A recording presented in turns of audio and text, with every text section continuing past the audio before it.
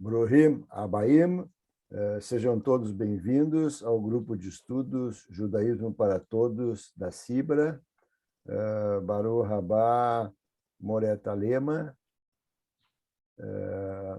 Moisés disse: que bom seria se todo o povo do Eterno fosse constituído de profetas, e que Yahvé depositasse seu espírito sobre eles. Números 11, 29. Bendito és tu, Adonai, que ensina a tua Torá a teu povo de Israel. Amém. Amém. Bendito és tu, Adonai, nosso Deus, Rei do Universo, que nos escolheu dentre todos os povos, dando-nos a sua Torá. Amém. Pessoal, o nosso encontro de hoje tem como título Jesus de Nazaré, o Jesus histórico que seguia o judaísmo. E quem vai nos apresentar é o professor Thalema. O professor Thalema é formado em Educação Física pela URGS, Universidade Federal do Rio Grande do Sul, em 1977, mas sua jornada na yoga começou em 1972, em Israel, quando morou no kibbutz Zikim, à beira do mar Mediterrâneo. E dessa imersão veio o entendimento da yoga, pois fez sua formação com Swami Vidnudevananda, o instrutor da linha Shivananda do Ocidente. Em 1980, fez sua formação em biodança com seu criador, o chileno Rolando Toro. Foi pioneiro na capital em 1990, introduziu a prática da yoga e da biodança em parques, praças e, em 1992, iniciou turmas no Parque Marinha do Brasil e no Ginásio Tesourinha, dentro da programação oficial da Secretaria Municipal de Esportes, Recreação e Lazer, SME, de Porto Alegre. E, logo em seguida, a ideia e os adeptos crescem para o Ginásio de Esportes do Araribóia, Ceprima, e no Parque da Redenção. Foram mais de 25 anos em plena atividade, e nesse interim realizou cursos nos maiores congressos de educação física em Santa Catarina, Rio Grande do Sul, Paraná e Mato Grosso do Sul. O professor Thalema é autor de 5 livros e professor universitário em diferentes faculdades. Recebeu o troféu Movimento como destaque do ano de 2012, na área da educação física, outorgado pela Associação dos Professores de Educação Física. Foi conselheiro no CREF2-RS e presidente de sua comissão de ética. Atualmente é membro da comissão de ética do CREF2-RS na gestão 2013, 2015, 2015 a 2020. Pioneiro, desenvolveu o conceito de bio-yoga, que é a fusão da biodança mais o yoga, além de ser especializado no grupo da terceira idade. Então, pessoal, passo a palavra ao Moreta Lema.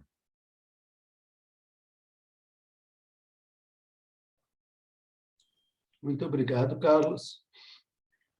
Só para complementar, eu já vivi em Israel 5 anos, já vivi em Jerusalém, já fiz curso de Bíblia na Universidade de Jerusalém e Toda a minha vida foi ligada ao judaísmo, graças a Deus. Baruch Hashem. Baruch Hashem. E esse texto que eu vou trazer para vocês, ele também tem a conotação judaica, é óbvio, né? Eu vou aproveitar, pessoal, para dizer o seguinte: o ano passado, quando a gente começou esse grupo de estudos, foi mais um ciclo de palestra que grupo de estudos. E o ciclo de palestra é uma coisa que dá muito trabalho, porque você tem que preparar todo o material de antemão, né? E a formalização, o PowerPoint, tudo isso, além do texto, dá muito trabalho. Então, esse ano, eu propus para o Carlos que a gente baixasse um pouquinho a bola. E então, eu vou ler para vocês assim o texto que eu fiz devagarzinho até o final. Aí no final, se vocês tiverem alguma dúvida, alguma pergunta, algum comentário, é claro que vão ter. Aí vocês façam, tá? Assim a gente mantém um certo ritmo na palestra. Essa palestra, como o Carlos diz, que ele leva 10 horas para preparar uma palestra de 1 hora, né, Carlos? Olha aqui, essa palestra aqui, trabalho, claro que sim. eu levei 100 horas, viu? Eu levei 100 horas para dar essa palestra. Que o Denis aqui, que é o nosso especialista no assunto... Eu levo 6 meses para preparar. Tá, olha aqui, ó. Sei, claro. Klaus, fecha aí teu coisa aí, ó. Só pode falar quando eu terminar. Agora a palavra está comigo. O Denis, que é o nosso especialista no tema, ele sabe que tu vai numa biblioteca, tu vai numa livraria procurar algum livro, se tu fores na estante do cristianismo de Jesus, é a maior estante que tem. Então, o Jesus realmente é o maior personagem da nossa história, não é por acaso que é antes de Cristo e depois de Cristo, né? Só que o Jesus histórico, ele ficou escondido. Ele ficou escondido, né? E a minha suspeita é que ele ficou escondido porque ele era judeu, né? E como o judeu é uma palavra pejorativa ainda, infelizmente, na nossa sociedade, então as pessoas queriam esquecer que Jesus era judeu. Então eles deixaram Jesus lá escondido na história e construíram um outro Jesus, que é o Jesus Cristo, né? Então, existem 2 Jesus. 2 personagens de Jesus, o histórico real, pessoa que existiu, e o Jesus Cristo, que foi criado pelos fundadores do cristianismo, o Jesus da teologia cristã. Então, existe um movimento de Jesus com Jesus e um movimento de Jesus sem Jesus. Assim a gente divide atualmente, tá? O primeiro, o Jesus histórico, a pessoa Jesus, permaneceu nas sombras até recentemente, quando começou a ser estudado nos meios acadêmicos, e a partir daí, cada vez mais.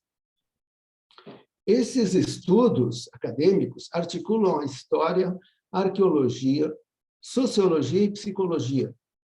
Cabe-se destacar a presença do arqueólogo Israel Finkelstein, professor emérito da Universidade de Tel Aviv, nascido em 1949 e tido como referência mundial da pesquisa da Bíblia atual. Esse cara é muito interessante, muito importante, e todos os autores, todos os estudiosos citam ele, porque ele é o cara que está lá no campo, fazendo a pesquisa mesmo, né? Porque tem muito... tudo é baseado na arqueologia, tudo. Com esse estudo histórico sobre Jesus de Nazaré, não pretendo desqualificar o Jesus Cristo, construído por Paulo, outro judeu. Essa vai ser uma outra palestra que eu vou dar para vocês, tá? A história do Paulo, que o Paulo também, como Jesus, fazia questão de dizer que ele era judeu, e ele não queria sair do judaísmo. Construído por Paulo, outro judeu, o apóstolo dos gentios, e foi Paulo que abriu o judaísmo e a mensagem de Jesus para os não-judeus, né? E seus discípulos, e outras tantas comunidades cristãs durante mais de 4 séculos. Muito antes, pelo contrário, respeito e gosto muito do Jesus Cristo também, desse personagem, de suas histórias e mensagens de amor e paz. Jesus de Nazaré era palestino, era galileu, era cristão? Não, Jesus era judeu. Então, todos esses anos que eu venho estudando o personagem Jesus, eu vejo as pessoas escondendo que ele era judeu, né? Porque Jesus é Deus e judeu é um termo pejorativo. Então, eles dizem que ele era palestino, galileu, cristão. Nunca dizem que ele era judeu. E isso me instigou, né? Então, eu abro um livro sobre Jesus. Se o cara esconde que ele era judeu, eu já fecho. Então, vamos continuar. Essa foi uma introdução ao tema. Agora, o nascimento, a história. Eu vou contar para vocês a história de Jesus, tá? Nascimento, vida e morte. Nascimento. Existem 2 relatos sobre o nascimento de Jesus nos evangelhos. Em Mateus, cujo evangelho foi escrito no ano 80 depois de Cristo. E em Lucas, que foi escrito no ano 90 depois de Cristo. Mas ambos foram inventados. As histórias do nascimento de Jesus, ambas foram inventadas. Tá? Porque tem um evangelho anterior, desaparecido, que chama Evangelho que quer dizer quer dizer a fonte, que ali é a base de toda a história de Jesus. Então, na realidade, as fontes dizem que os evangelhos, a vida de Jesus, eles não conhecem direito até o seu ministério, né? Mas muita coisa foi inventada. Atribuir a Jesus de Nazaré o nascimento em Belém é uma tentativa de fazê-lo descendente da dinastia do rei Davi, que lá nasceu, pois o Messias, segundo o relato bíblico, deveria ter essa ascendência. Portanto, presépio, reis magos, Virgem Maria, são construções posteriores, né? Até porque Jesus tinha irmãos e irmãs, né? Isso quem relata é o Paulo, que teve com Tiago em Jerusalém, que era irmão de Jesus, tá? No ano 50, porque Paulo é dos anos 50. Segundo o rito ocidental, Jesus nasceu em 25 de 12, Natal. Mas a tradição oriental diz que foi no dia de Reis, 6 de 1. Não temos uma data. Sobre o ano do nascimento, Lucas escreveu que Maria saiu de Nazaré e foi para Belém por causa de um censo. Estima-se, então, que o ano de nascimento tenha se situado entre 4 AC e 6 DC. Tá? É muito interessante essa história de querer trazer Jesus para Belém, né? Porque tudo está muito ligado com o Velho Testamento. Então, o faraó queria matar Moisés e o Herodes queria matar Jesus. Eles inventaram que Herodes queria matar as crianças também, que nem o faraó queria matar as criancinhas, né? Para dizer que Jesus era o novo Moisés. As narrativas são as mesmas, como se Jesus fosse o novo Moisés.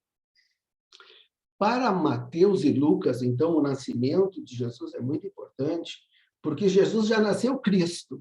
É gente que foi criado com as histórias do Natal, as histórias maravilhosas do Natal, mesmo sendo judeus, né? A gente sabe que provavelmente aquilo foi tudo história inventada. E é Jesus de Nazaré. Não tem nada a ver com Belém. Só pegaram Belém para dizer que ele tinha nascido em Belém por causa do rei Davi. E no Evangelho de João, Jesus nasceu em Nazaré também. Então, essa um pouquinho do ano do nascimento, da data e do local de nascimento de Jesus. E agora, infância e adolescência. A Galileia tinha sido conquistada na revolta dos irmãos Macabeus em 167 a.C., e anexada ao reino de Judá. Então, tem muita gente que diz o seguinte: não, Jesus é galileu. Tá, mas a Galileia, desde 167 a.C., fazia parte do reino de Judá. Então, se ele nasceu na Galileia, ele era judeu. E a Galileia foi palco de grandes histórias, de grandes e históricas revoltas, desde essa época até a época dos Cruzados. Movimentos de povos camponeses foram chefiados por Judá Galileu, Atrongas, Teudas, de 44 a 46 depois de Cristo, o egípcio de 52 a 54 depois de Cristo, que se via como um profeta. E o próprio Flávio Josefo, que você sabe, é um grande historiador daquela época.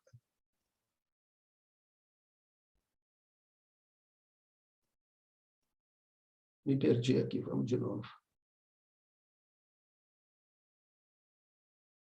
O próprio Flávio Josefo, que era o historiador daquela época,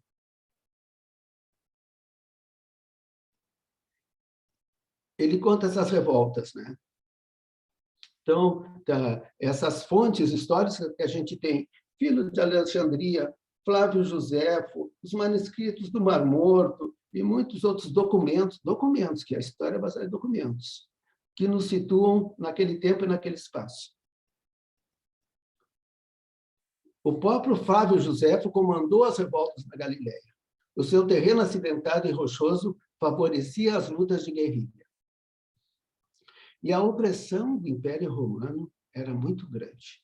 De cada 4 peixes que se pescavam no Mar da Galileia, um só ficava para o pescador.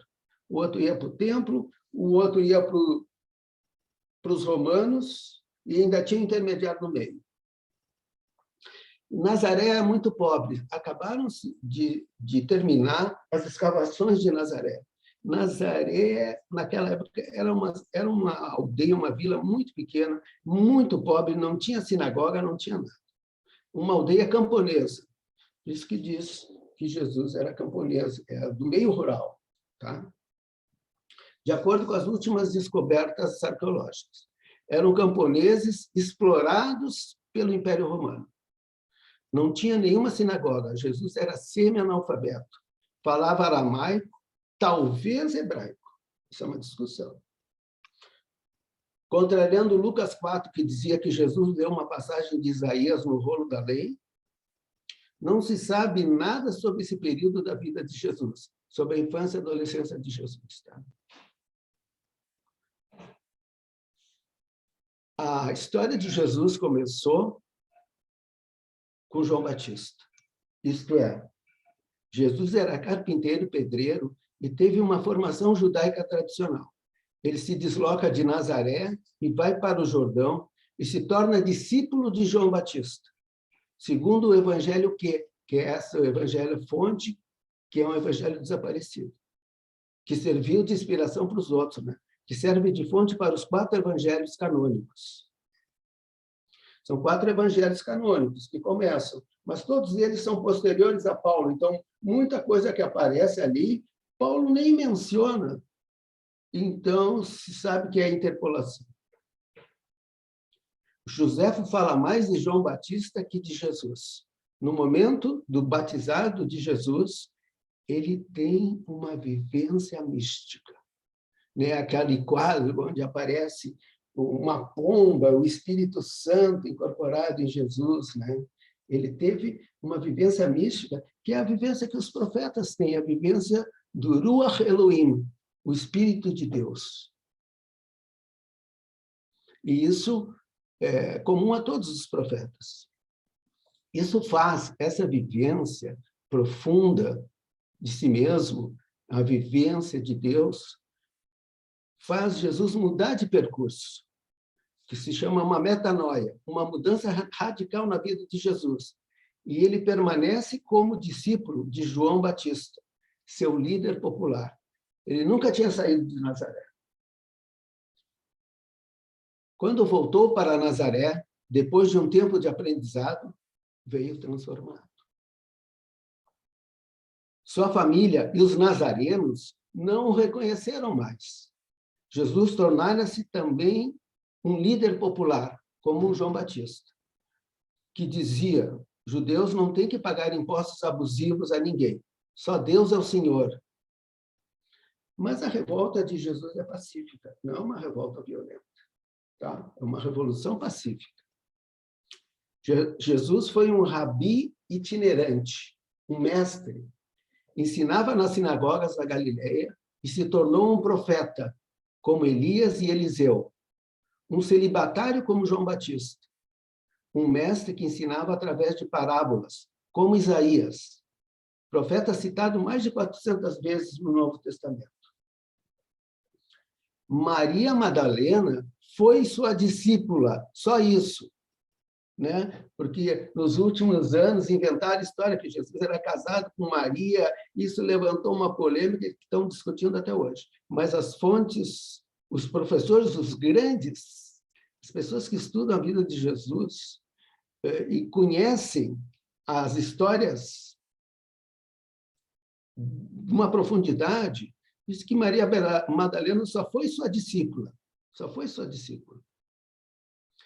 E Jesus era crítico dos sacerdotes do templo, como os profetas, como todos os profetas eram críticos, né? Porque aquela aristocracia do templo, os Coanim, eles tinham muita corrupção, inclusive os essênios também tinham rompido com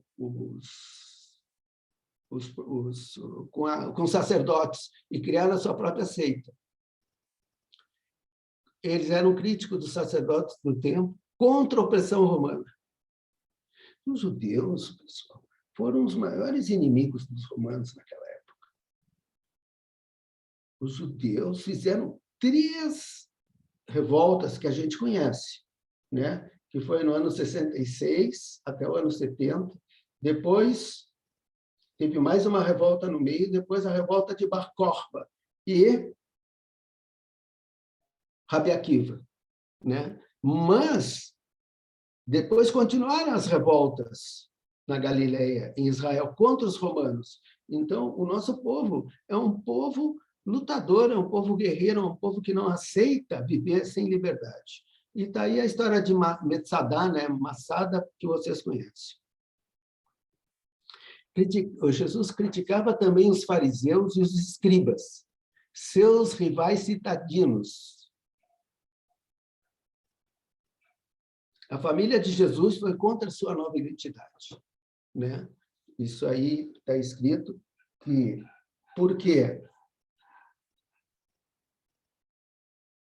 Porque para entrar na comunidade de Jesus... Bom, isso eu vou falar depois. Mas a família de Jesus foi contra a sua nova identidade. E é daí que vem aquela frase: ninguém é profeta em sua terra. E os próprios nazarenos também diziam: Jesus, o que esse cara quer? O que ele pensa que é, né? Teve uma forte oposição ao seu novo desafio, né? Porque até então ele era um judeu tradicional, carpinteiro, pedreiro, não se sabe bem, né? Porque o Novo Testamento foi escrito em grego, então tem palavras que são polissêmicas, isto é, tem vários sentidos.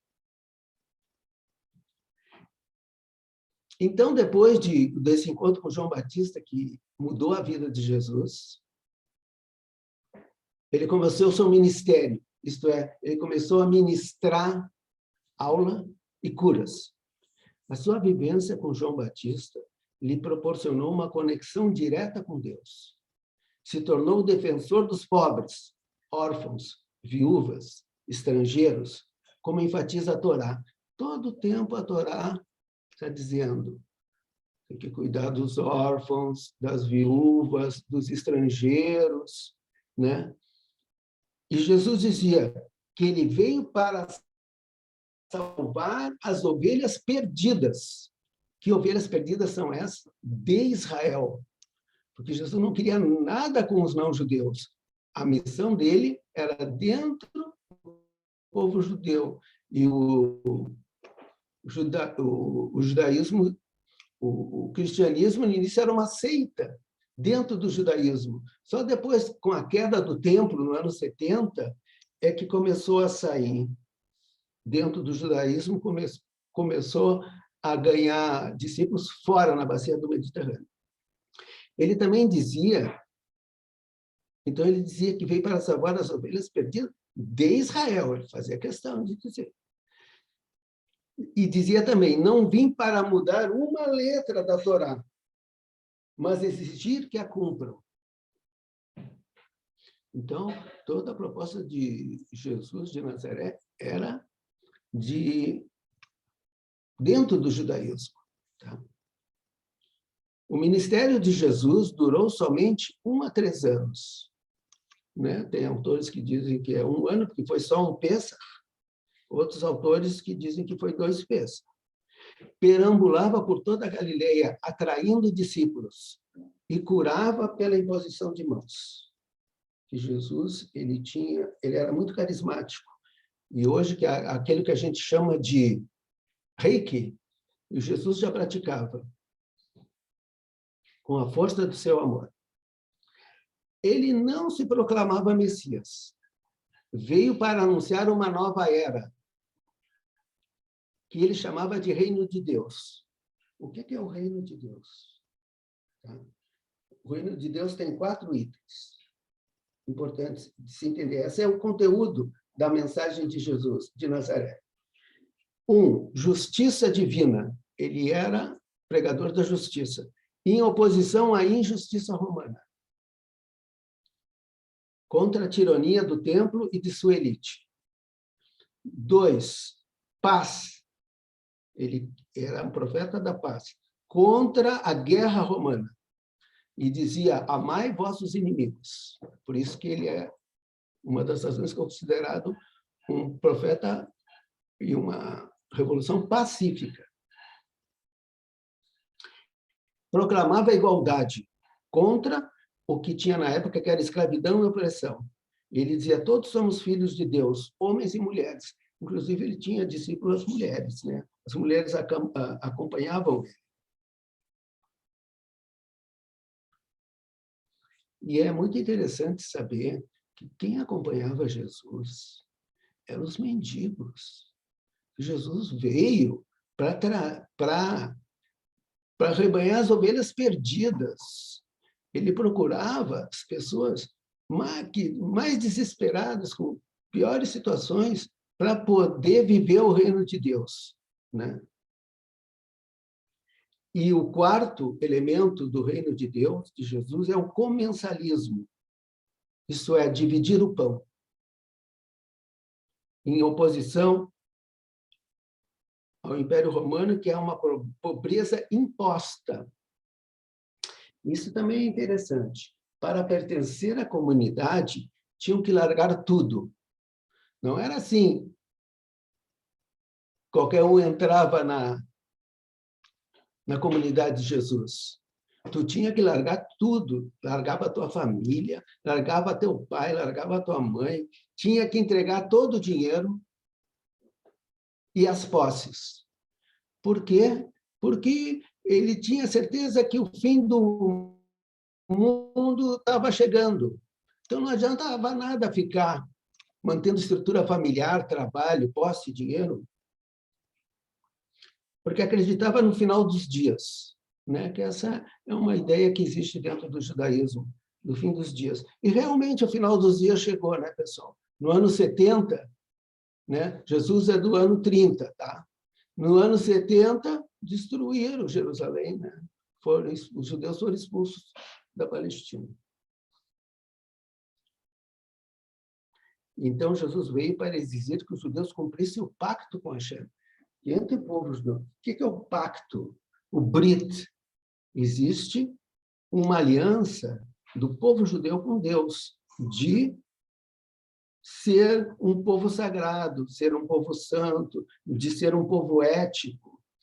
E Jesus era um desses profetas, como outros, que quando isso não estava acontecendo, eles iam lá e botavam o dedo na cara dos reis e da classe dominante. O centro do trabalho de Jesus, tudo foi na Galileia, né? Mas o centro era em Capernaum. Eu que já estive em Capernaum, muitos de vocês já devem ter estado lá também. É uma energia. Quem é que esteve lá? Levanta o dedo. Na beira da Galileia, na beira do mar da Galileia, tem uma sinagoga, né?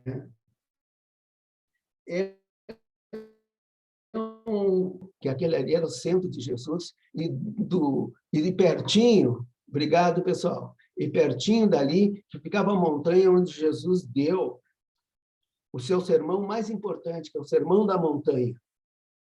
É lá que conhece, seu centro era Cafarnaum, à beira do mar da Galileia.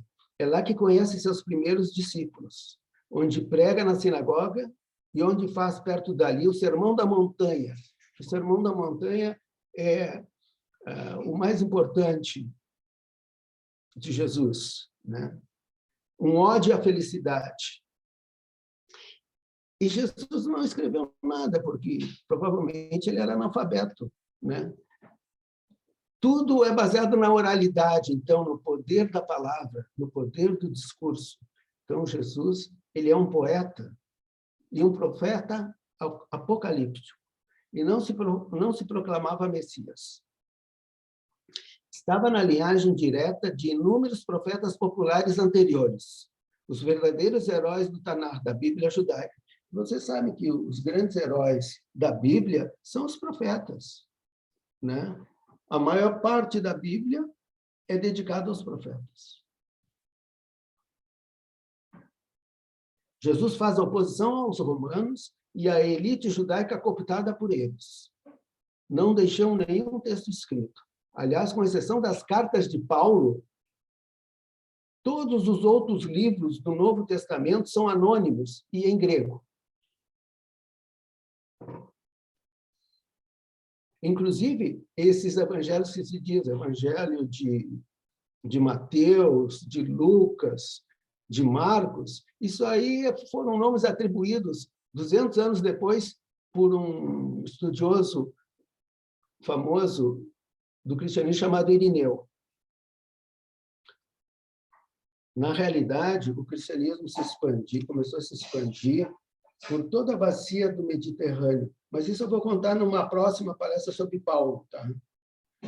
E cada comunidade criava a sua própria visão, né? E a gente conhece aquela história do telefone sem fio, né? Uma pessoa conta uma coisa, a outra acrescenta uma coisa, e aí criaram-se vários cristianismos. Até hoje existem vários cristianismos, várias histórias sobre Jesus.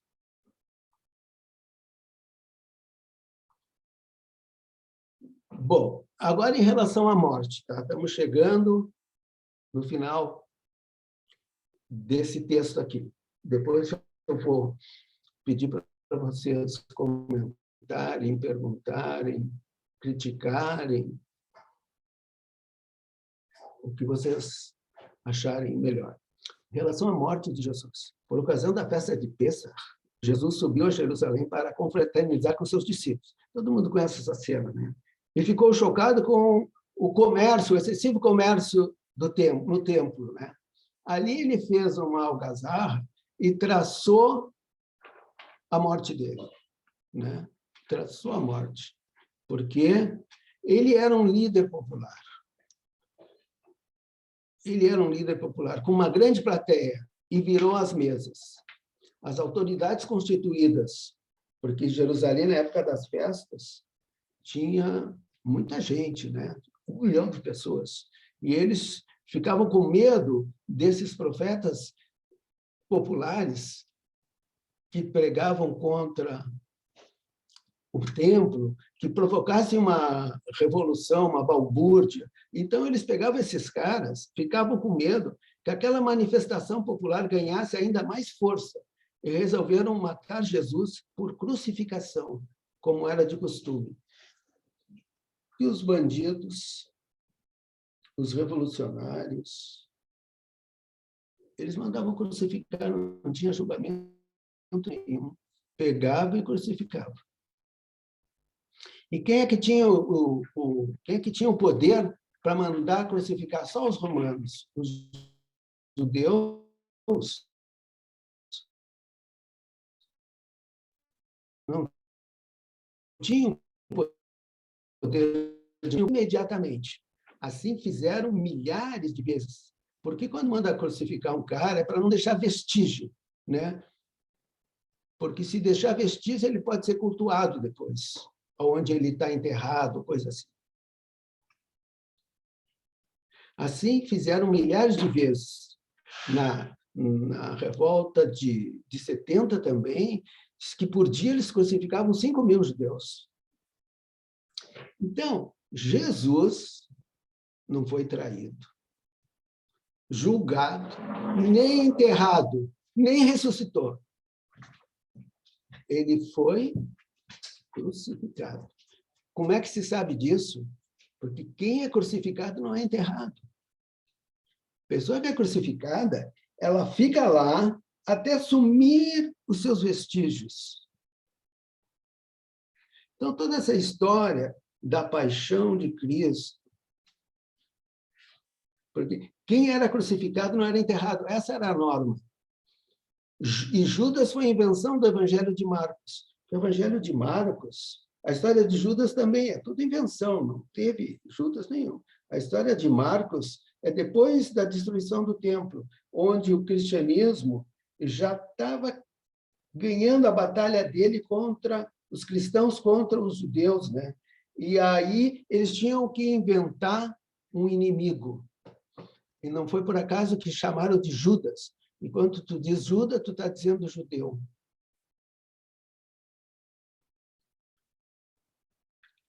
Porque a oposição que havia dos judeus com os romanos, como eu disse para vocês, era muito grande. Então, os cristãos primitivos começaram a paquerar os romanos e falar mal dos judeus, porque os judeus não aceitaram a história que Jesus era Messias, né?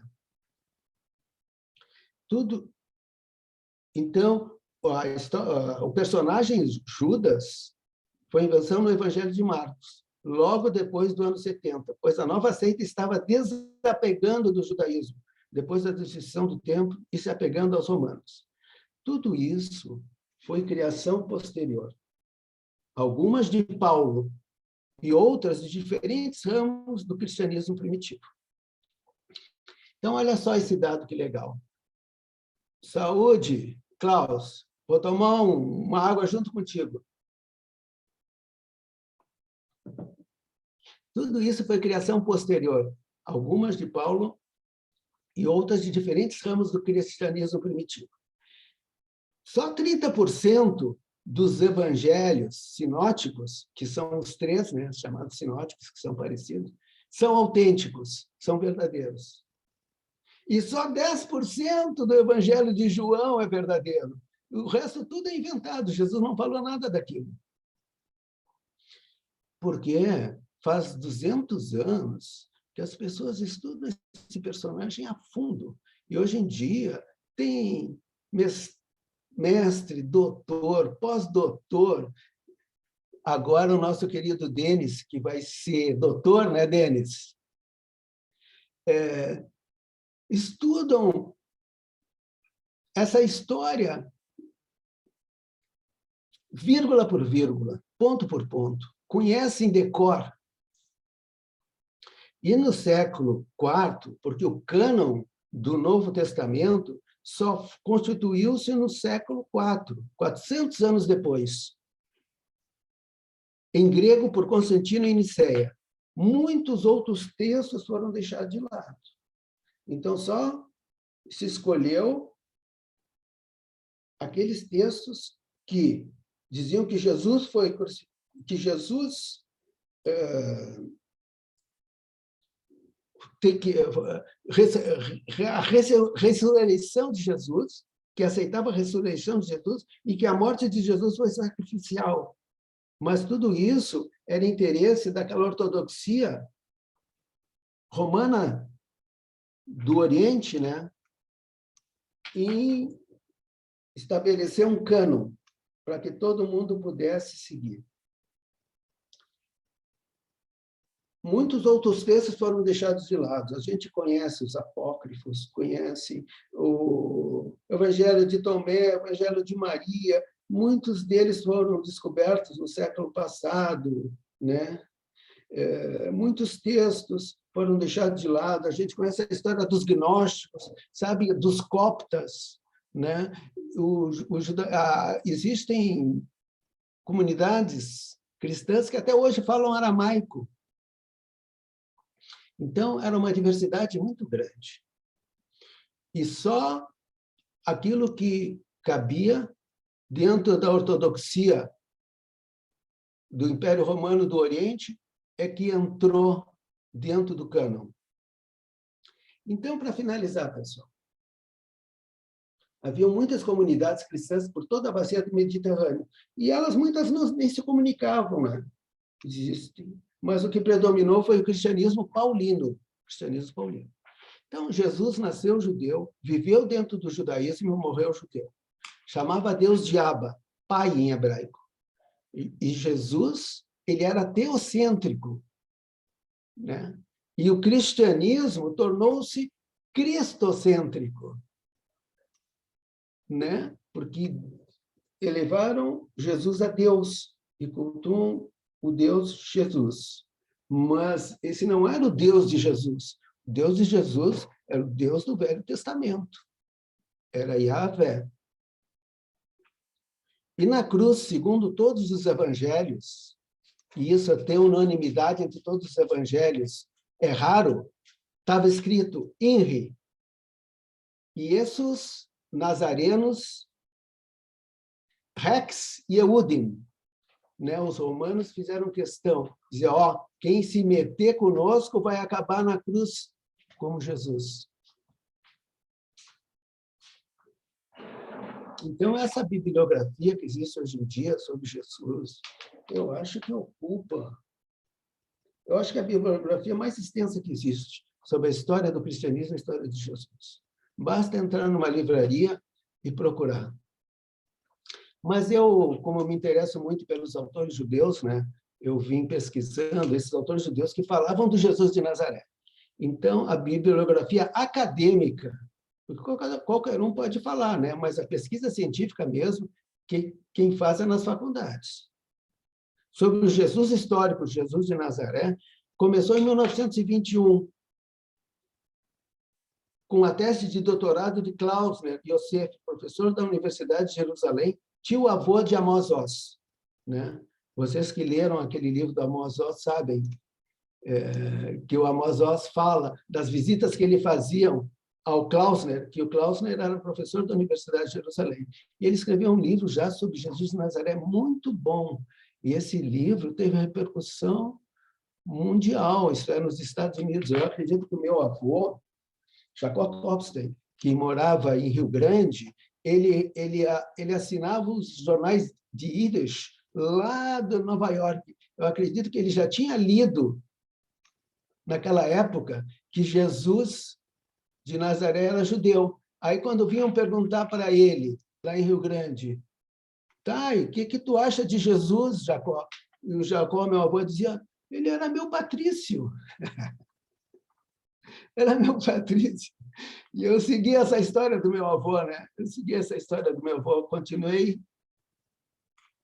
mostrando assim para as pessoas que não querem dizer que Jesus era judeu. Jesus era judeu, ele estava dentro do judaísmo. Outra pessoa que me influenciou muito também, chamado, para mim, é o maior autor sobre a história sobre a vida de Jesus, chamado Geza Vermes. A história do Geza Vermes também é muito interessante, que o Geza Vermes, ele era um judeu, era uma criança que, na época do Holocausto, viu, Klaus? Ele foi doado para uma família cristã para poder fugir, para poder não ser morto pelos nazistas. E aí, ele não sabia que ele era judeu, aí depois que passou o nazismo, ele se transformou num padre e num estudioso de Jesus e do cristianismo. Só que ele ficou sabendo depois que ele era filho de judeu, que ele tinha sido doado na época da... Aí ele começou a estudar o judaísmo também e se tornou professor, doutor de Oxford, e a maior autoridade da vida de Jesus da época. E foi ele que estudou os manuscritos do Mar Morto e traduziu os manuscritos do Mar Morto, para vocês verem a sapiência dessa pessoa. Tem vários livros dele, da Imago, essa editora maravilhosa que a gente tinha no Rio, né? Da Imago, tem vários livros do Geza Vermes sobre Jesus. E o livro que ele escreveu em 1951, foi a tese de doutorado dele, chama Jesus o Judeu. E o último a falar é um professor também da Universidade de Jerusalém, chamado Davi Flusser. Em 1988, ele escreveu vários livros. E o livro dele, de Jesus, também ficou famoso, e ele ganhador do Prêmio de Israel. Em 1980, ele ganhou o maior prêmio de Israel, o Davi Flusser. Esse livro tem em português. Só que o Davi Flusser, os caras em Israel querem enfiar o Davi Flusser goela abaixo. Viu, Denis? Porque diz, não, o Davi Flusser foi a maior autoridade, a autoridade mundial na vida de Jesus. Só que o Davi Flusser, ele cometeu um grave erro. Ele se guiou pelo Evangelho de Lucas, pegou o Evangelho de Lucas como referência, e, a partir dali, ele chegou a várias conclusões. Mas a gente sabe que o Evangelho de Lucas é o terceiro a ser escrito, né? Lá pelos anos 90. Tá? E o Evangelho de Marcos é muito anterior, e o Evangelho que também. Então, o Davi Flusser, ele não acompanhou as últimas descobertas e os consensos que tem na academia sobre a vida de Jesus. Bueno, já falei demais. Então, era isso, pessoal. Eu espero ter passado um pouquinho para vocês dessa minha admiração pelo nosso povo, que nos doou tantos profetas maravilhosos, entre eles Jesus. Só que Jesus foi esquecido pelos judeus por causa do conflito com os cristãos, foi esquecido pelos judeus, Jesus histórico, e foi esquecido pelos cristãos porque eles não tinham interesse em dizer que Jesus era judeu. Então, é a nossa geração que fez essa pesquisa, e hoje em dia isso é um consenso, né? Jesus era judeu, era um rabi, era um mestre, era um profeta, curador, que naquela época não tinha médico, né, Klaus? Curava com as mãos. Então, é isso aí, pessoal. Eu vou passar a palavra para o Carlos de volta e agradecer a audiência. Professor Thalema, cola cavado. Que coisa mais linda esse teu texto. Como é que tu conseguiu resumir todos esses livros que tu leu num texto de 1 hora? Realmente, aprendi muita coisa aqui. Gosto muito desse ponto de vista histórico, tanto do cristianismo como do judaísmo também. E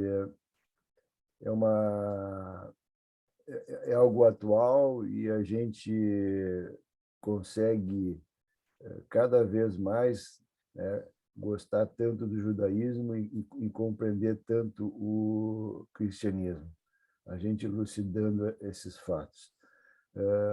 Tu lembra uma vez que o Rabino Gershon nos convidou para participar do diálogo católico-judaico, lá na Cibra, e no outro dia lá na Catedral. E a gente assistiu realmente umas palestras de doutores lá da PUC, que realmente fazia muito sentido para a gente. Inclusive, eles diziam que a visão do Papa, o Papa ele também tem essa visão histórica, realista, né? E, ao mesmo tempo, com toda aquela fé dele. O histórico verdadeiro não tira a fé de ninguém, né? Nem do judaísmo, nem do cristianismo. Pelo contrário, a gente consegue compreender melhor as coisas.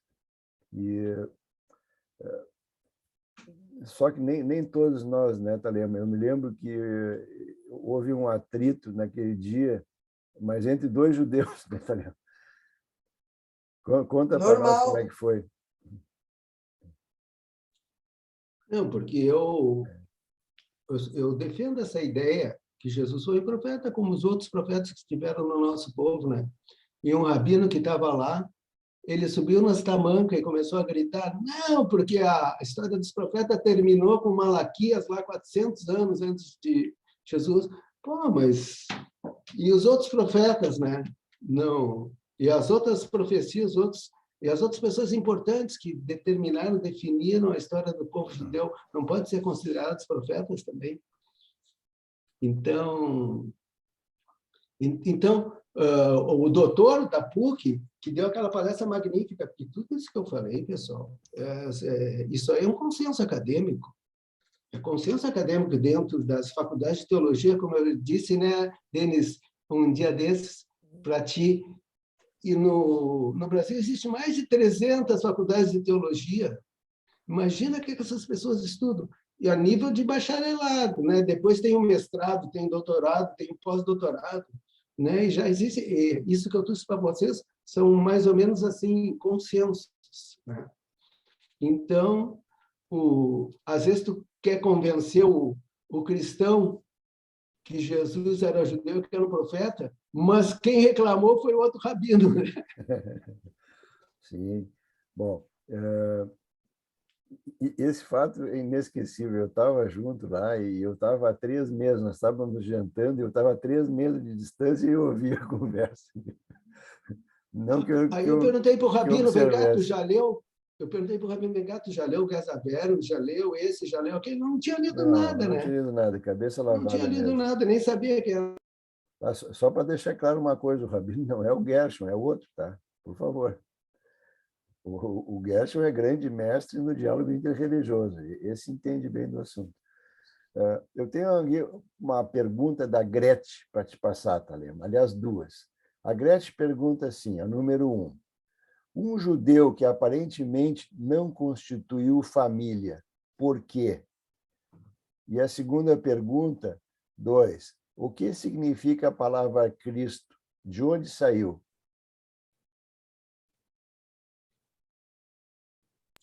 Bom, dentro da tradição judaica, existem os nazirim. Nazirim são aqueles ascetas, são as pessoas que se isolam, que não casam, que não têm família, que não cortam o cabelo. Inclusive, o Sansão era um nazir. Sansão era um nazir, né? Aí cortaram os cabelos dele e ele perdeu as forças. Mas dentro da tradição judaica também existem os celibatários, né? O João Batista era celibatário, Paulo era celibatário, e Jesus era celibatário. E essa é em relação à primeira pergunta, tá? Em relação à segunda pergunta, já vou te dar a palavra, tá, Ivone? Em relação às... Apesar que no judaísmo existe uma força poderosa para que as pessoas constituam família, mas toda regra tem sua exceção. E em relação à palavra Messias, Messias quer dizer ungido. Ungido com óleo, com azeite de oliva, né? Que o Messias era ungido, né? Messias, a palavra Messias vem de ser ungido, tomar um banho, ser ungido com aquele óleo, significando que a partir dali ele era uma pessoa especial. Deixa eu te perguntar uma coisa. Cristo parece ter uma relação, né? A raiz da palavra Cristo com a palavra cristal, cristalino, límpido, puro. Teria alguma relação? Eu acho que o cristal veio de Cristo. É o contrário. Mas então Acho eu que tem mesmo uma relação, né? Porque a raiz da palavra é a mesma. mas é grega a palavra, não é? Cristo ou Talema, não é uma palavra grega?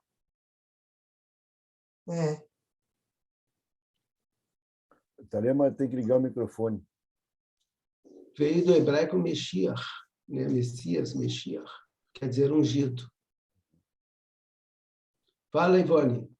Não, eu acho que os judeus sempre tiveram vários grupos, hoje mesmo. Então, Jesus fazer parte de um grupo contra outro grupo, e essas discussões que deu até numa conferência que vocês foram, é a coisa mais judaica que podia existir. E se ele cresceu mais entre os jovens, porque naquele momento, ou entre os mais pobres, ele encontrou ali um nicho, porque ele era carismático, isso mesmo. E não casou porque morreu jovem também. Acho que não deu tempo para fazer tudo. 33 anos é pouco, 33 né? anos, mas era a média de morte naquela época, era 33 anos. O cara era crucificado normalmente com 33, não? Não crucificado, a média de vida. média Não, mas de vida. tinham rabinos velhos, esse pessoal era mais idoso, Não, todos mas que comandavam. não, mas acontece o seguinte, tinha muita morte infantil, então tudo isso conta para baixar a média. Eu acho bem. E onde é que entra Pedro nessa história, que é o fundador da igreja? Não estou te ouvindo. Falta som, Talema.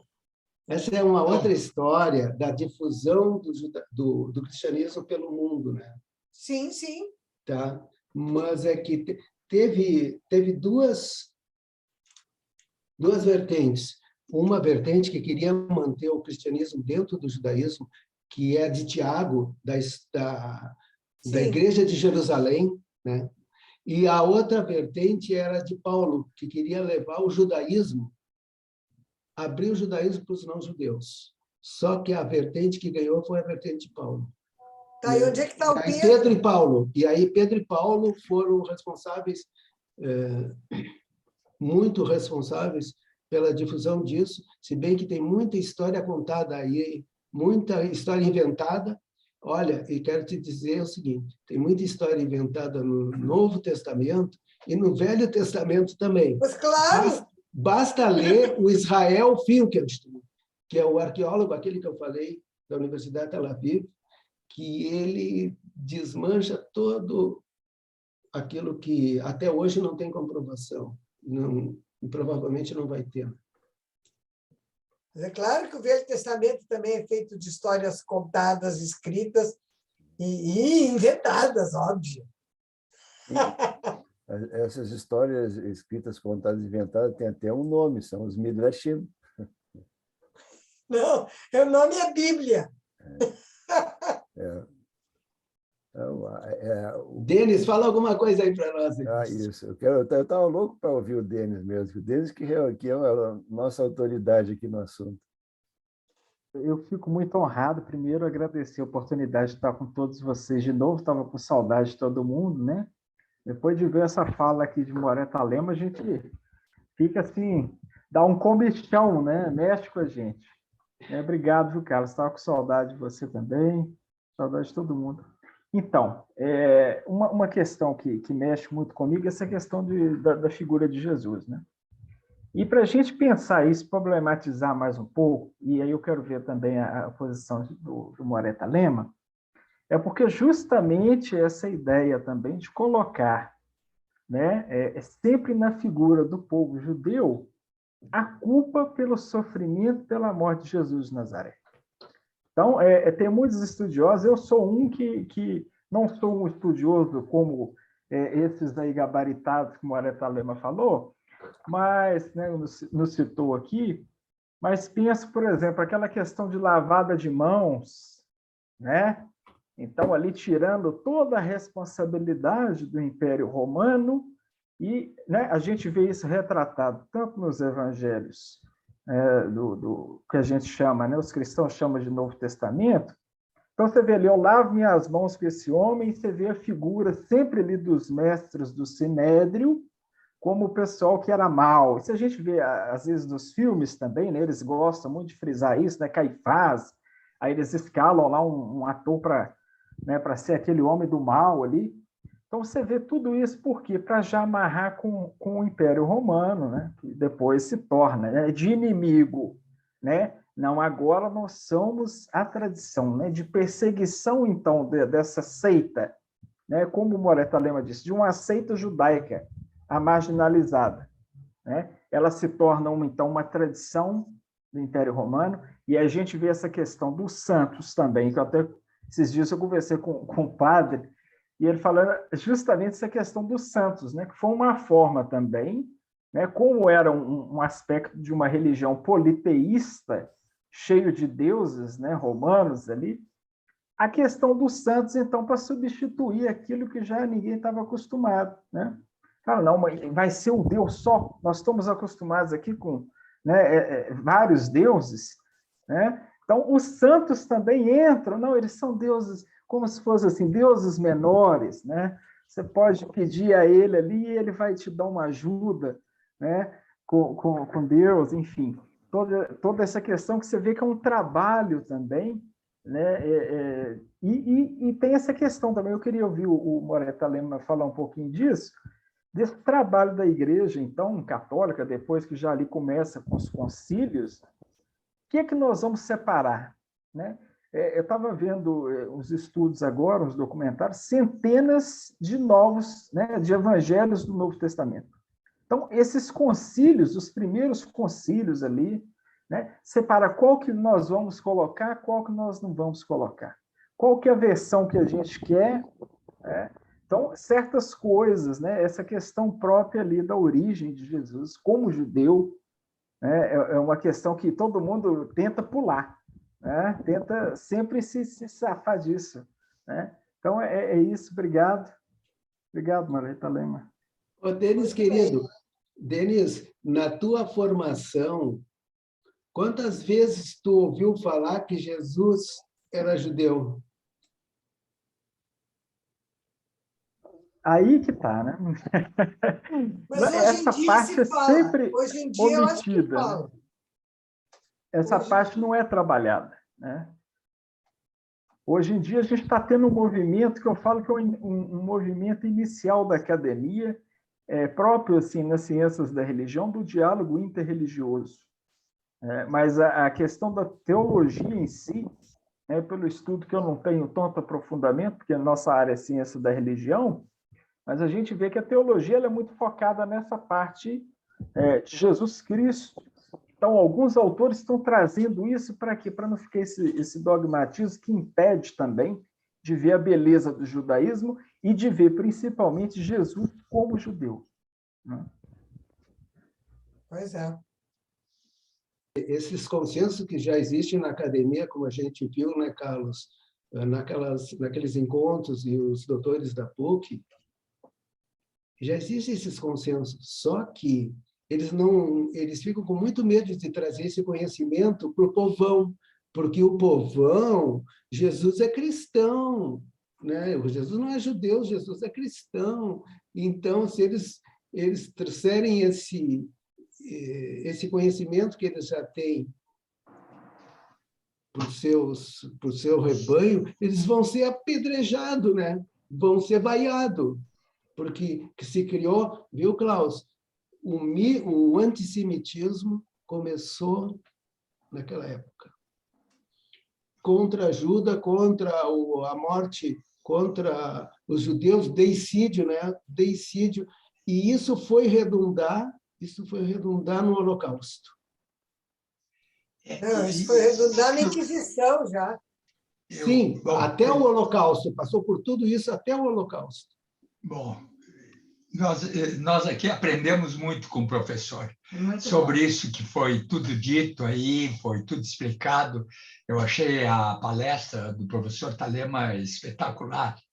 Mas só a título de cooperação, eu me lembrei agora, o momento que Roma assumiu a religião católica, que parece que foi com Constantino, com Constantino, e teve que explicar para o povo, mas o tipo de morte de Jesus era um tipo de pena tipicamente romana, né? Então, como é que vão explicar que Roma ficou católica e foi quem, na verdade, matou, 400 condenou anos depois. Jesus à crucificação.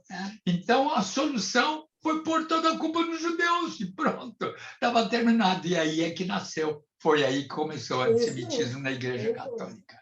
Nesse momento, a culpa de tudo é dos judeus. Eu acho que foi a mãe de Constantino até, eu acho que foi a mãe dele que começou tudo isso. A mãe dele. Mas Fofocas! Foi a mãe de Constantino. Contra a mãezinha dele. Essa fofoca aí é do Freud. Jesus é Yoshua, né? Jesus é Yoshua. E Tiago é Iago. Tiago é Jacó.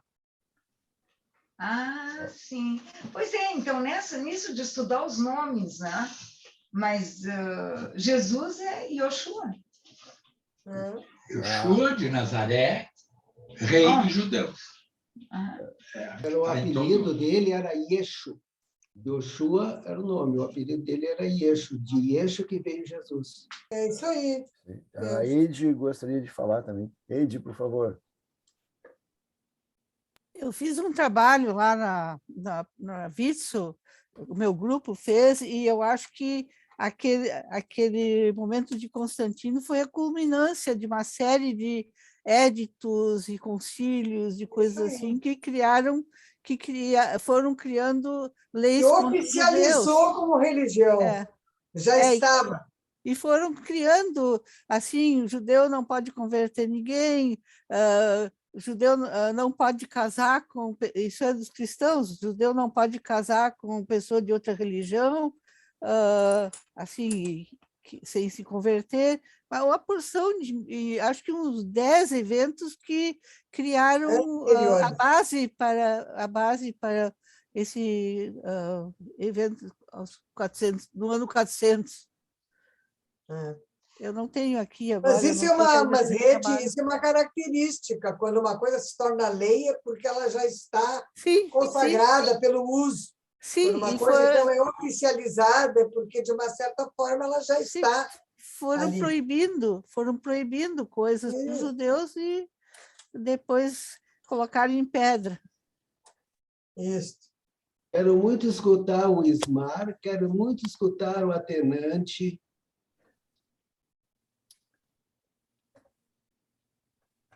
Como? Então, eu vou me manifestar. Em primeiro lugar, lamentando profundamente que eu tive uma colisão hoje, eu só pude pegar a parte final. Então, infelizmente, eu não teria muito para juntar, já considerando o nível de conhecimento, não é, do professor Thalema, e, de repente, que eu não sabia do Denis Costa, né? Então, né? Mas tem uma coisa que estava, mesmo nesse meu atraso, eu estava pensando, refletindo, que interessante como a história é repetitiva, não é? No caso de Jesus, que não tem a menor dúvida, né? Imagina alguém querer dizer que Jesus não era judeu, ele era tão judeu quanto eu, né? Não tenho a menor dúvida, né?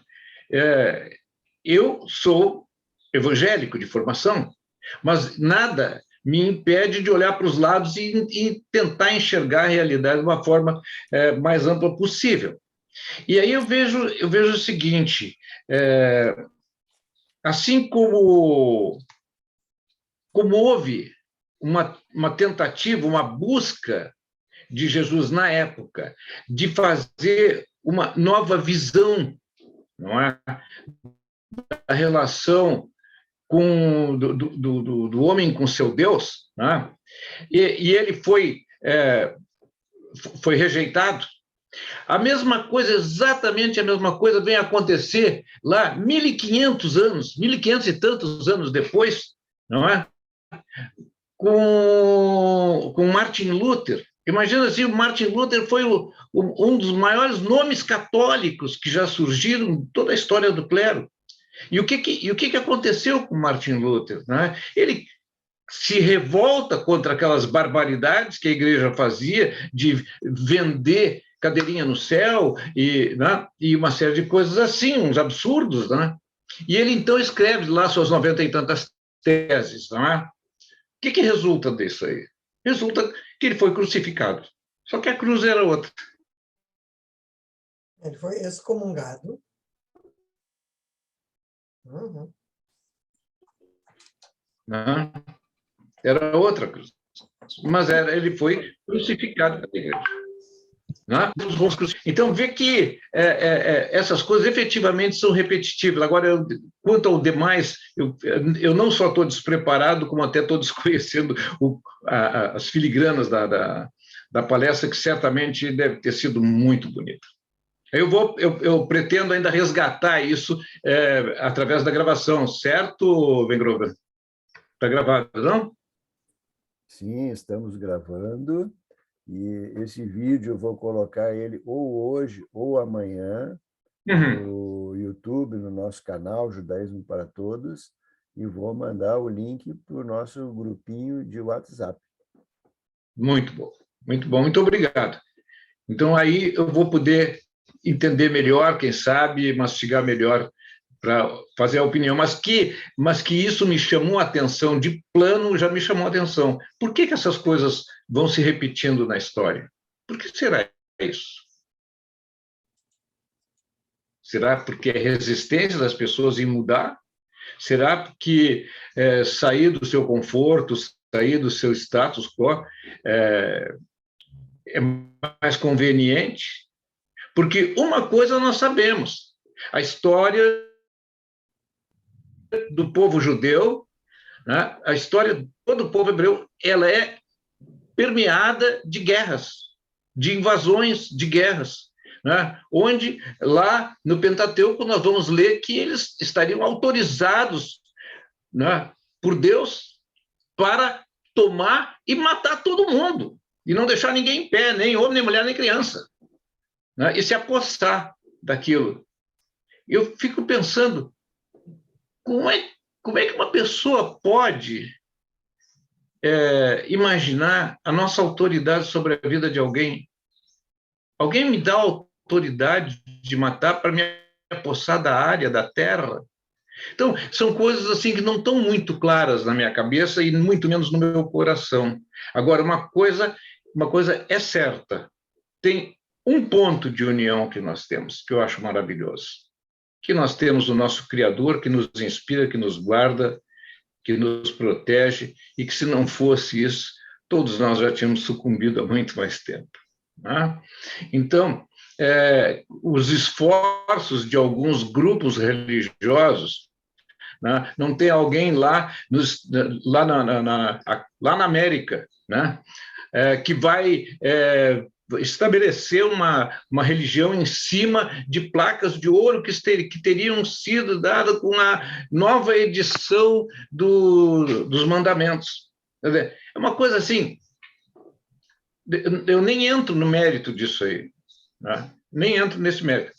Eu só fico pensando, não é? Como nós temos ou experiências diferentes, vivências diferentes, que nos autorizam a pensar diferente, né? Ou como nós temos, às vezes, uma certa cegueira, né? Nós nos impedimos de olhar de forma mais ampla. Tenente, vou te interromper. E aí, a gente vai assistir. Como? Vou te interromper, assim, porque Por tem favor. gente querendo falar que a gente já está chegando no final. Isso, Desculpa. a Renata e o Denis. Obrigado. Renata, por favor. Com o microfone.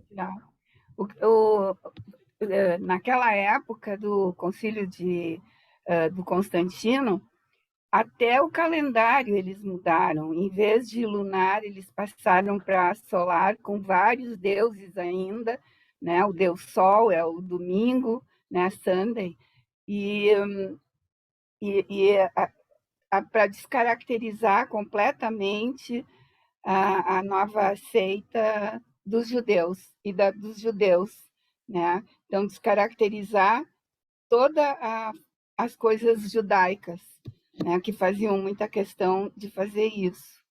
Porque antes era tudo, vamos dizer assim, não era a parte solar, né? Era a lua, né? Era isso que eu queria dizer. Pequeno. Obrigado, Renata. Denis. Eu apenas gostaria de dizer que não sei se religião, religar, não sei se é isso exatamente, mas eu acho que tudo é uma busca. Todas essas, digamos, as leituras que se faz, as palestras que escutamos, as histórias, digamos, com variações sobre Jesus e tal, é uma busca, não sei se da verdade, mas de algo misterioso. Nossa caminhada. Uma busca constante, uma busca constante. Não é uma... É isso aí. Da nossa caminhada pela... Caminhada, exatamente. Continuamos andando, isso. A busca disso. E buscando. Perfeito. Denis, por favor. Então, é só uma questão que eu queria, para finalizar minha fala bem rapidinho. Se a gente for pensar, é toda uma estratégia, toda uma tentativa, então, da estruturação da igreja romana, ali nos primórdios com Constantino, né, ali no Concílio de Nicéia, enfim, você vê que até a data, né, de dezembro, essa data icônica, né, dos cristãos, do nascimento de Jesus, enfim, coincide com o solstício de verão. Então, já é aquela forma, digamos, de facilitar a conversão do povo. Né? Olha, ao mesmo tempo aqui na Europa, que vocês têm aí a festa, né? Essa festa aí maravilhosa que vocês têm aí de solstício de verão, então, Jesus nasceu em dezembro também, né? Dia 25. Então, já tem toda uma questão disso, né? Para a questão da tradição.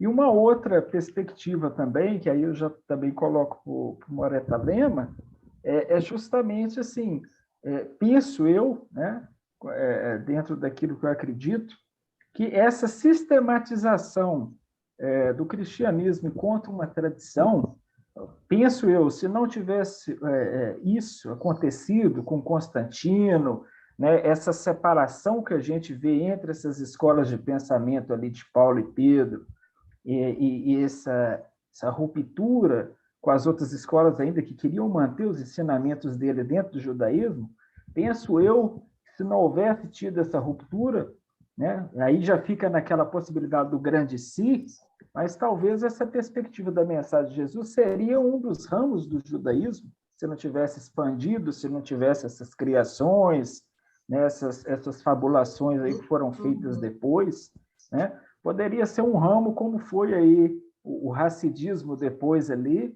né, que tinha muitos perseguidores e depois eles viram a maravilha que foi incorporado ao judaísmo e tantas outras, né, ramificações valiosas do judaísmo. Fica aí a minha questão. Obrigado. Obrigado. Jesus também nasceu na época de Hanukkah, que também já se festejava com luzes. Então, eu acho que também há uma dá para se juntar as duas coisas também para estabelecer uma data, além do solstício, né? Aproveita que já se bota vela, já se fazia muita fogueira, na época não tinha luz elétrica, evidente, mas era uma festa bem judaica e bem iluminada. Temos ainda 10 minutos. Eu vou dar um tchau para você, gente, eu tenho que sair. Tchau, Ivone. Obrigado. Até a próxima. Estava muito bom. Até a próxima. Bom, pessoal. Pessoal, eu quero aconselhar, então, quero dar uma coisa assim, bem... Quem gosta desse tema, eu até falei para o Denis um dia desses na internet, tem 2 doutores brasileiros, um homem e uma mulher, que conhecem toda essa história de cor e são grandes estudiosos, considerados na América um dos grandes estudiosos da história da vida de Jesus de Nazaré. Um se chama Chevitarese. Isso tu tem no YouTube, tu tem direto, ele dá palestra todos os dias sobre esse tema do Jesus histórico, sempre começando Jesus era judeu, né? E a outra que foi aluna dele também, que é pós-doutora, que é a Juliana Cavalcante. Também eles são professores com uma didática e com uma empatia tão grande que eles estão fazendo escolas no YouTube e no resto da internet também. Vale a pena, se vocês gostarem desse tema, procurar esses autores. Um é Chevitarese e a outra é Juliana Cavalcante. Grande mestre Talema, deixa eu te fazer uma pergunta, então, que a gente ainda tem um tempinho. Pelo que eu entendi, o cristianismo nasceu do judaísmo, se Jesus era cristão, etc., né? Aí o que me pareceu que, lá pelas tantas, alguns séculos depois, os romanos gostaram tanto do judaísmo, que quiseram dizer, nós é que somos os judeus, mas não com o nome de judeu. Então mudaram o judaísmo, então desjudaizaram o judaísmo. O que era Hanukkah já virou Natal, o que era Pêssar já virou Páscoa, Purim virou Carnaval, não sei o quê. Eu não vejo uma coisa mais antissemita do que isso. O que tu acha, Thalema? Na prática, o cristianismo expandiu a religião judaica por todo o mundo, principalmente pelo Ocidente, né? Que o Ocidente é cristão. E como o judaísmo ele é uma religião fechada, muito difícil entrar dentro do judaísmo, né? Então, quem fez esse trabalho foram os cristãos. Eles pegaram o judaísmo, se adonaram do judaísmo, né? Porque os 10 mandamentos, todas essas histórias, elas têm origem na Torá, né? Eles pegaram a Torá e levaram para os não-judeus. Então, eu acho que essa também foi a contribuição judaica para o Ocidente, né? Que o cristianismo expandiu as ideias do judaísmo por todo o Ocidente. Isso, grande mérito, né? Porque eu tinha esse conhecimento e me faz sentido. Deixa eu aproveitar e fazer uma última pergunta, então. Sobre aquele episódio da lavagem das mãos, né, que o Denis falou. Eu ouvi uma história, vamos ver se faz sentido, que o governador lá, como é que era o nome do governador da Galiléia, daquela época lá? Era o... sem saber o nome, não posso fazer pergunta. Herodes. Herodes. Então, o Herodes, ele queria, porque queria, né, ser o rei dos judeus, e ele não era judeu.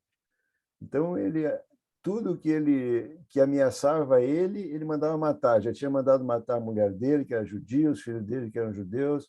E todo mundo que ameaçava, eles iam matar. Então, ele mandou matar Jesus, e o Pilatos só lavou as mãos, porque não podia fazer nada. O Herodes já tinha mandado matar o Jesus, e ele era obrigado a obedecer o Herodes. Faz sentido isso?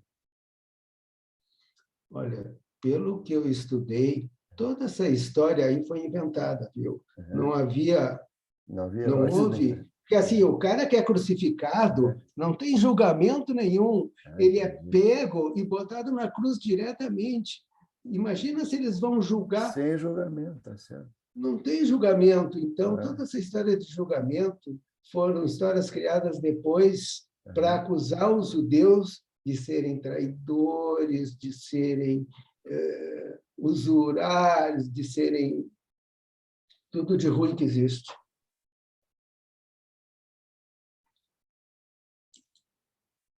Eu acho que está passando o nosso tempo aqui. Está aparecendo essas coisas aqui. Não é. O Miguel está compartilhando aqui, que eu habilitei para compartilhar. Como é que eu vou fazer para tirar isso aqui? Só um pouquinho que eu vou me virar aqui e vou resolver. Ok. Consegui. Carlos, só para finalizar, quero recomendar, semana que vem, nós vamos ter o nosso querido doutorando Denis falando do... Semana que vem é o Jacques Weinberg. Então é 2 semanas. Isso. Então, a semana que vem... Vai nos falar sobre um outro judeu maravilhoso chamado Erich Fromm. O Erich Fromm, o Denis estudou, se formou em Erich Fromm, e vai nos passar um pouquinho desse conhecimento do amor à vida, né, Denis? Isso aí, o amor à vida no pensamento de Erich Fromm, dia 13 de abril. Também vai ser outra palestra imperdível. E bacana, com todo mundo que puder. Isso, legal, Denis, vai ser imperdível. Mas a semana que vem, o nosso próximo encontro vai ser com o mexerico e o judaísmo. O mexerico, o Yahnerai. palestrante também vai ser excelente, Jacques Weinberg. O Mexerica e o Judaísmo é um livro que o professor Jacques Weinberg recém escreveu, que nem foi publicado ainda, e nós já vamos ter curtido esse livro aí. Tá? E depois, dia 27 de abril, teremos Resistência e Resiliência Judaicas na Segunda Guerra Mundial, com Klaus Preger. Também vai ser imperdível. E também... Imperdível. Como é que vai ser, Klaus? Conta para nós aí. Imperdível. Imperdível. 27? Dia 27 de abril. Klaus Preger. 27. Isso, 27 Mas Sobre resistência judaica na Segunda Guerra. Vai ser imperdível. E também eu queria lembrar que todos nós somos convidados para apresentar palestras e também para convidar palestrantes. E a gente tem ainda várias datas disponíveis, né? Eu tenho o calendáriozinho, aquele que eu mostrei na semana passada, e aquele link que eu mandei para vocês, aquele link é permanente, né? Qualquer um que tem o link pode abrir, pode ir lá saber como é que está a programação, e a semana que vem eu vou mandar o link de novo para quem perdeu o link. Tá? Os interessados, então, por favor, falar comigo. E sempre é a parte mais dolorosa que eu faço, de fazer o encerramento de um evento tão maravilhoso como hoje, na hora certa. Desejo que todo o nosso estudo de hoje tenha realmente feito a diferença na vida de cada um de nós. Muito bom. Parabéns, Talema. Parabéns. Parabéns, mestre Talema. Parabéns, Carlos, também. Carlos, claro, Obrigado. sem dúvida. Parabéns. Eu recomendo que leiam Armindo Trevisan, que ele estuda muito sobre tudo Ótimo. isso que se fala sobre religião, enfim, Jesus. Trevisan, legal. Obrigado. Então, pessoal, Ok. até a semana que vem. Letra outra. Tchau, gente. Tchau.